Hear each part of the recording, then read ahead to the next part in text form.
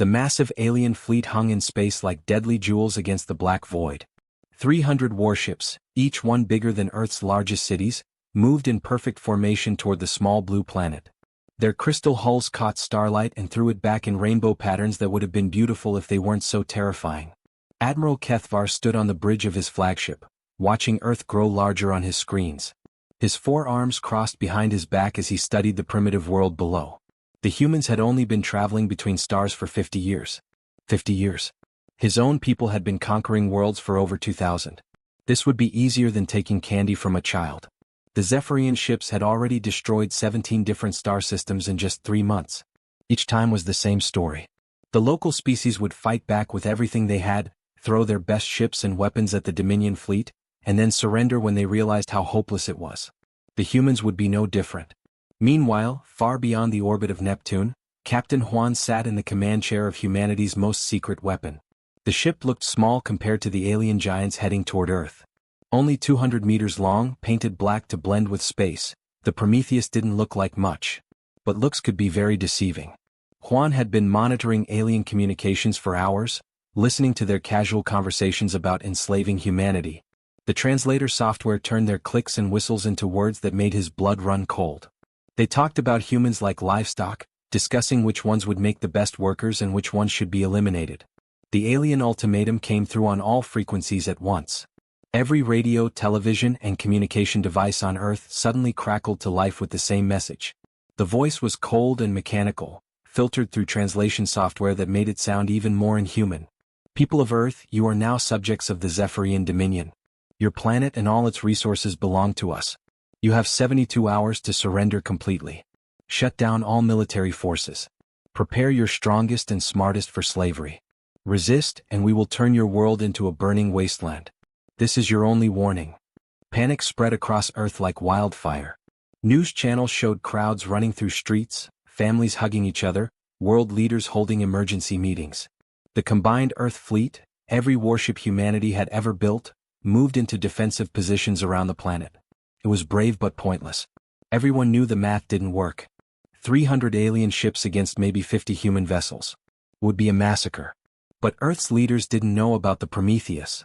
The ship was so classified that only 12 people in the entire human government knew it existed.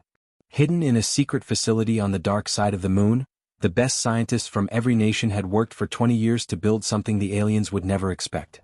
Juan opened a secure channel to Earth Command, knowing this might be his last conversation with home. Control, this is Prometheus. I'm receiving the alien transmission. Copy that, Juan. Are you getting a clear picture of their fleet composition? 300 vessels, mostly heavy cruisers and battleships. They're using standard formation Delta 7, probably expecting minimal resistance. Juan's fingers danced across his control panels, gathering data. Their shield frequencies are rotating every 30 seconds. Energy signatures match our intelligence reports from the other systems they destroyed. What's your assessment, Captain? Juan looked at the readings one more time. By every conventional measure, this was suicide. One ship against 300 was beyond hopeless. It was insane. But the Prometheus wasn't conventional. Nothing about this ship followed the normal rules of space combat. I can do this, he said quietly. The technology works. We've tested it against every simulation possible. If there was ever a time to find out what humans can really do, this is it. On Earth below, families were saying goodbye to each other. Children asked questions their parents couldn't answer. Military bases prepared for bombardment. The stock markets crashed. Some people prayed. Others got drunk. A few sat quietly and watched the stars, wondering if this was the last sunset humanity would ever see. The alien fleet continued its approach, confident and unstoppable. Admiral Kethvar allowed himself a small smile as he watched the primitive human ships scramble around their planet like frightened insects. Soon, this system would belong to the Dominion just like all the others. But 60 billion miles away, Captain Juan was powering up systems that the universe had never seen before. The Prometheus began to hum with energy that bent space and time around it. Humanity's greatest secret was about to be unleashed, and the galaxy would never be the same. The countdown had begun. 72 hours until surrender or death. But Juan had no intention of letting it get that far. The moment humanity has wondered about for centuries finally arrives. A strange signal appears on our radio telescopes, clearly artificial and definitely not from Earth. Scientists around the world stop what they're doing and stare at their screens in disbelief. This is it. We are not alone. But what happens next? How do you say hello to someone from another world?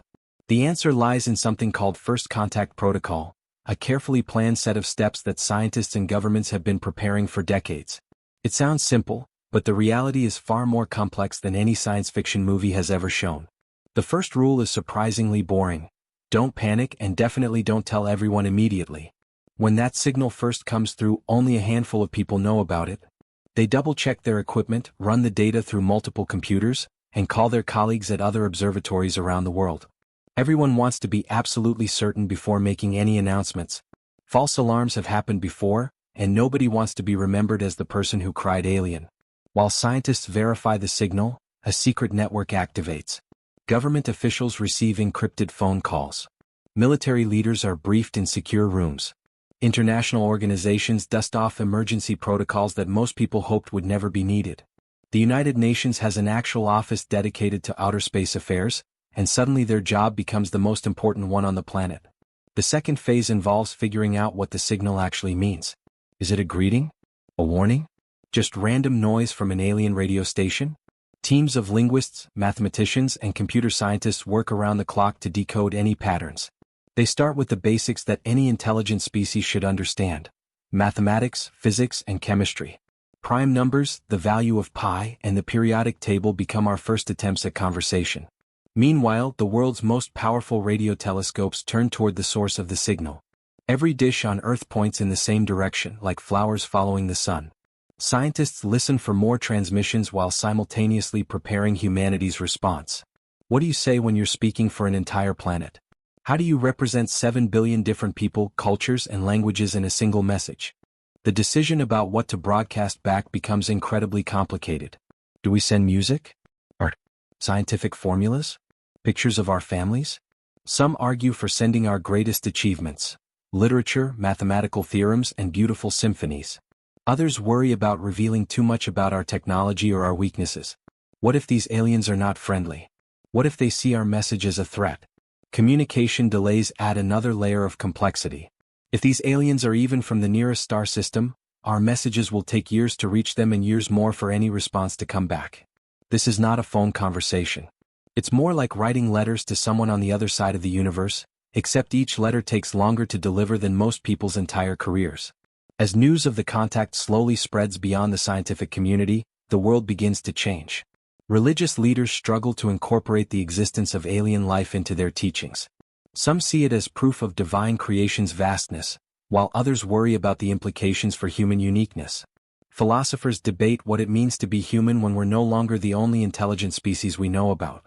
Stock markets react unpredictably as investors try to guess how alien contact might affect different industries.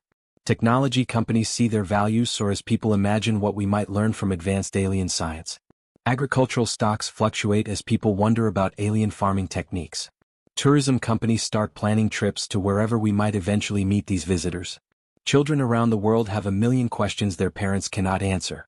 What do aliens look like? Are they friendly? Do they have families? Will they want to be our friends? Teachers find themselves explaining concepts they barely understand themselves. School curriculums suddenly seem outdated when we're about to learn from beings who might have been studying the universe for millions of years longer than us. The protocol also includes plans for managing fear and preventing panic. Psychologists work with government officials to craft messages that inform the public without causing mass hysteria. They know that while some people will be excited about contact, others will be terrified.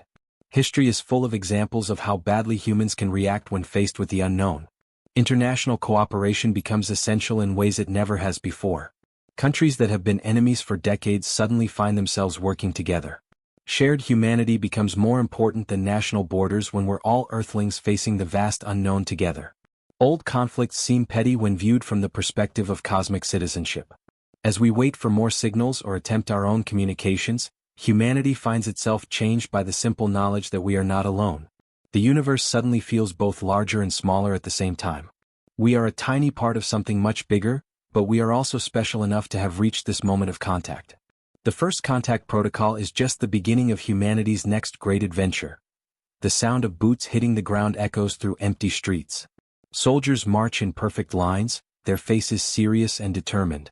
This is the dance of war, a deadly ballet that has played out countless times throughout human history. But what makes people pick up weapons and fight? What drives ordinary citizens to become warriors? War changes everything it touches. One day, children are playing in parks and families are sharing dinner together. The next day, those same parks become battlefields and families are torn apart. The transformation happens so quickly that it feels like the world has flipped upside down. Think about a small farming town where everyone knows each other's names. Farmers wake up early to tend their crops, shopkeepers open their stores, and teachers prepare lessons for their students. Life moves at a steady, peaceful rhythm. Then conflict arrives like a sudden storm. The farmers must choose between protecting their land or fleeing to safety. The shopkeepers board up their windows. The teachers become refugees, carrying nothing but memories of their old lives. The young men and women of this town face an impossible choice. Stay and fight for their home or leave everything behind. Many choose to fight not because they love violence but because they love their families and their way of life. They pick up weapons they never wanted to hold and learn skills they never wanted to learn. Training for war is unlike anything else. New soldiers learn to move together like a single organism. They practice marching until their feet are covered in blisters. They learn to load and fire weapons until their hands move without thinking. They study maps and battle plans until they can navigate in complete darkness. Most importantly, they learn to trust the person standing next to them with their life. The bond between soldiers is something special. They share meals, fears, and hope. They write letters to loved ones back home and share stories about their families. They laugh together during brief moments of peace and comfort each other during the darkest times. These friendships, forged in the heat of conflict, often last a lifetime. But war is not just about the people who fight. It affects everyone. Doctors work around the clock to save lives, treating wounds they never learned about in medical school. Nurses hold the hands of dying soldiers and write final letters to mothers they will never meet. Cooks prepare thousands of meals with whatever ingredients they can find. Mechanics fix vehicles and equipment that keep breaking down under the strain of constant use. Back home, families wait and worry. Mothers check the mail every day, hoping for letters and dreading official visits. Children grow up without fathers and fathers miss their children's first steps and first words. Wives become single parents overnight, managing households and raising families while their partners are thousands of miles away. The civilian population learns to adapt in ways they never imagined. They grow victory gardens to feed themselves when food becomes scarce. They learn to live with blackout curtains and air raid sirens. They take in refugees and share their limited resources with strangers. They work in factories making supplies for the war effort, often in dangerous conditions for long hours. Communication becomes precious during wartime. A single letter from the front lines can bring joy or heartbreak. Radio broadcasts become lifelines, connecting scattered communities and providing hope when everything seems lost. News travels slowly and is often incomplete, leaving people to fill in the gaps with their imagination. The landscape itself changes during war. Beautiful countryside becomes scarred with trenches and craters. Historic buildings that stood for centuries are reduced to rubble in minutes. Rivers and forests become strategic positions rather than places of beauty. The very earth seems to hold its breath, waiting for peace to return. Technology advances rapidly during conflicts, but not always for the better. New weapons are invented and tested in real battles. Communication systems improve to coordinate massive operations. Medical techniques advance as doctors learn to treat injuries they have never seen before. Transportation becomes faster and more efficient out of necessity. Despite all the destruction, human nature finds ways to create beauty even in the darkest times. Soldiers write poetry and songs. Artists document what they see and feel. Musicians play concerts in bomb shelters. People fall in love, get married, and have children even when the future is uncertain. Hope refuses to die even when everything else seems lost. The dance of war eventually ends, but its effects last for generations. Veterans return home changed by their experiences, carrying invisible wounds that may never fully heal. Communities rebuild, but they are never quite the same. Families reunite, but they must learn to know each other again. The world moves forward, but it carries the scars and lessons of conflict. War reveals both the worst and best of human nature. It shows our capacity for destruction and our incredible ability to endure, adapt, and ultimately survive. In the end, the dance of war teaches us that peace is not just the absence of fighting, but something precious that must be actively protected and cherished. The truth hits like lightning splitting the night sky. Everything you thought you knew about your life, your family, your entire existence suddenly crumbles like a house of cards in a strong wind. This is the moment of revelation, when hidden secrets burst into the light and change everything forever. Picture a young woman sitting in her grandmother's attic, sorting through old boxes after the funeral. She expects to find photo albums, vintage clothes, maybe some old jewelry. Instead, she discovers a stack of letters tied with a faded ribbon. The handwriting is unfamiliar, but the name on the envelopes makes her heart stop. These are love letters written to her grandmother by a man she has never heard of, dated from the year before her father was born. The revelation doesn't come all at once. It starts as a whisper of doubt, a tiny crack in the foundation of what she believed to be true. She reads one letter, then another. The man writes about their secret meetings, their plans for the future, their shared dreams. He mentions feeling guilty about keeping their relationship hidden from his wife. The final letter talks about their unborn child and his promise to always watch over them from a distance. Her hands shake as she realizes what this means. The man she has called grandfather her entire life, the one whose eyes she inherited, whose laugh sounds just like hers, is not her real grandfather. Her father, now gone for 5 years, never knew his true parentage. The family tree she memorized as a child is built on a lie that 3 generations have lived without knowing. This kind of revelation happens to ordinary people every day.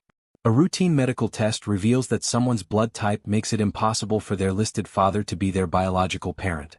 An ancestry test meant to trace family heritage instead uncovers half-siblings living just one town over. A dying relative finally decides to share a secret they have carried for 60 years. The impact spreads like ripples in a pond. The woman calls her cousin her father's nephew, and carefully shares what she has discovered. He is silent for a long moment before admitting he always wondered about certain family photographs where her father looked nothing like his supposed father. They spend hours on the phone, piecing together clues they never thought to question before. Family gatherings suddenly feel different when you are looking at relatives with new eyes. That uncle who always seemed to pay special attention to your father now makes sense. The way your grandmother would get quiet whenever certain topics came up finally has an explanation. The family resemblance everyone always commented on was never really there at all. Some revelations are even more dramatic. A person discovers that the small town they grew up in was built on land taken illegally from indigenous families just 2 generations ago. Their grandfather, who they remembered as a kind and honest man, was part of a group that systematically drove native families from their homes. The comfortable house they inherited, the land they farmed, the prosperity their family enjoyed for decades, all came at the cost of other people's suffering. These discoveries force people to confront uncomfortable questions about identity and responsibility. If your entire life is built on someone else's lie, what does that make you? Are you responsible for wrongs committed by people you loved but never really knew? How do you honor the memory of someone who did terrible things alongside the good things you remember? The revelation changes relationships in unexpected ways. Some family members cannot handle the truth and choose to ignore it completely. They delete the DNA test results, burn the letters, and refuse to discuss what was discovered. Others become obsessed with learning more, spending every spare moment researching genealogy records and tracking down distant relatives. Children often handle these revelations better than adults. A teenager discovers that her beloved stepfather is not her biological father and simply shrugs. She has known him as dad for 12 years, and some piece of paper or blood test does not change that relationship. But her mother struggles with guilt over the secret she kept and worry about how this knowledge might affect her daughter's sense of self. Technology has made these revelations more common and more dramatic. Social media connects people who share common ancestors they never knew about. Public records that were once buried in courthouse basements are now searchable online. Genetic testing companies have databases containing millions of profiles, making unexpected connections inevitable. The aftermath of revelation is often messier than the discovery itself. Legal questions arise about inheritance, property rights, and family obligations. Emotional wounds open that may never fully heal. Some people emerge from the experience feeling more connected to their true history, while others feel permanently displaced from the life they thought was theirs. Yet there is something powerful about living in truth, even when that truth is complicated or painful. The woman in the attic decides to search for her real grandfather's family. She wants to understand the full story, not just the parts that are comfortable to know. The revelation has changed her forever, but it has also freed her from living someone else's carefully constructed fiction. Truth has a way of surfacing eventually, no matter how deeply it has been buried. Life has a strange way of finding balance even after everything falls apart. Think of a tightrope walker who stumbles but somehow manages to stay upright, swaying back and forth until they find their footing again. This is what happens to people, families, and entire communities after major upheavals. They search for a new equilibrium, a different kind of normal that works with their changed circumstances. After the divorce papers are signed and the lawyers go home, two people who once shared everything must figure out how to share nothing except their children. The house feels too big for one person but too small for all the memories it contains. Simple decisions become complicated. Who gets the coffee maker? Who keeps the friends? Who stays in the neighborhood where everyone knows what happened? The first few months are the hardest. Every routine must be rebuilt from scratch. The morning coffee tastes different when you make it for one instead of two. Grocery shopping becomes an exercise in mathematics as you learn to buy smaller portions. The silence in the house is deafening until you get used to it, and then it becomes a kind of peace you never knew you needed. Children adapt faster than adults expect. They create new routines that span two households. Monday through Wednesday with one parent, Thursday through Sunday with the other. They learn to pack bags like tiny travelers, moving their lives between homes that smell different and have different rules. Some children thrive with this arrangement, enjoying the undivided attention they receive in each house. Others struggle with the constant transitions, never feeling fully settled anywhere. The new equilibrium looks different for everyone. Some divorced parents become better friends than they ever were as spouses. They attend school events together, coordinate holiday schedules, and even share family dinners occasionally. Their children grow up seeing that love can change form without disappearing entirely. Other families maintain careful distance, communicating only through lawyers and school administrators. Both approaches can work if everyone commits to making them work. Communities also seek new equilibrium after major changes. A small town loses its largest employer when the factory closes. For decades, 3 generations of families worked there, earning steady wages that supported local businesses. When the factory shuts down, the ripple effects touch everyone. The diner that served breakfast to the early shift workers sees its customers disappear. The daycare center that watched the children of factory workers closes its doors. The high school loses students as families move away to find work. But towns that survive these changes often emerge stronger in unexpected ways. Some former factory workers start their own businesses, using skills they learned on the assembly line. Others go back to school, studying subjects they never had time for when they worked long shifts. The abandoned factory building becomes an arts center, a community college campus, or a space for small businesses to share resources and customers. The new equilibrium in these towns looks nothing like the old one. Instead of depending on one large employer, they build economies based on diversity and flexibility. Farmers' markets replace factory cafeterias. Local artisans sell their work online to customers around the world. Young people who left for college start returning, bringing new ideas and energy to places that seemed forgotten. Families dealing with serious illness also search for new equilibrium. When a parent is diagnosed with a condition that will never go away, everyone must adjust their expectations and routines. The healthy parent takes on responsibilities they never imagined having. Children learn to help with tasks that were once adults-only jobs. The sick parent finds new ways to contribute to family life, even when their energy is limited. This new balance is not about returning to how things were before. It is about creating something entirely different that honors both the limitations and the possibilities of the current situation. Family dinners might happen in a hospital room, but they still happen. Vacation plans change from exotic destinations to nearby places that accommodate medical equipment, but adventures still occur. Love finds new ways to express itself when the old ways no longer work. The process of finding new equilibrium is not smooth or predictable. Some days feel like progress, others like regression. There are moments of unexpected joy mixed with periods of deep sadness. People discover strengths they never knew they had while also acknowledging limitations they never wanted to face. This is not failure. This is adaptation, and humans are remarkably good at it when they stop fighting the changes and start working with them. The most successful new equilibriums are those that honor the past while embracing the future. They keep the best parts of what came before while making room for what needs to happen now. A widow might keep her husband's favorite chair but rearrange the rest of the living room to suit her new lifestyle. A family might maintain their traditional holiday celebrations but create new traditions that work for their current circumstances. Finding new equilibrium takes time, patience, and often help from others who have walked similar paths. It requires letting go of the fantasy that life will return to exactly how it was before. But it also opens up possibilities that never existed in the old balance. Sometimes the new equilibrium is not just different from what came before, but actually better in ways no one could have predicted.